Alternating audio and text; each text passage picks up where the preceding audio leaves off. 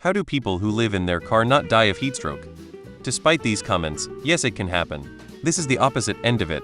But there was a Reddit post a few years ago of a guy being too cheap lazy to get a hotel room and instead slept in his car. Woke up to frostbite in both of his legs and had to get them amputated. He was surprisingly open and upbeat about all of it. They get out of the car when it's hot. If you sleep in your car at night, it doesn't get as hot. People will open the car windows and park under the shade of trees. People do it less in hot areas. A hybrid is a dream for this scenario. Mostly the AC runs off the battery. The gas engine cycles on automatically just very briefly to recharge the battery, and then shuts off. When you get used to the cycle, you can sleep like a baby any time of the day or night. Most will go north during hotter months to cool off and come back south during winter. Helps the majority of it. Sometimes they do.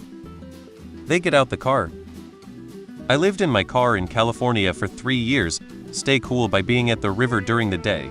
At night, use only thin sheets and have your windows open. On really hot nights, run the AC for a bit with the car on until you're cool enough to doze off. Once you're about to be asleep, turn the car off, rinse and repeat. The 90-degree summer nights truly are horrible, but they won't kill you. I almost did. I'm sure it happens. Because the poor aren't allowed to die inconveniently. You aren't in the car during the day. AC. I believe that if you live in a car, you obviously have aircon, and the windows are most likely open, right? So normally there is no overheating. Even more, if it gets too hot, people would just simply get off. Just guessing. Unless you have an EV, you are lying. There's an entire subreddit for people who live in their cars. They've got some pretty neat ways of dealing with it with diff battery-powered fans and whatnot from what I've seen. All windows down and basically naked, or just sleep outside in my hammock.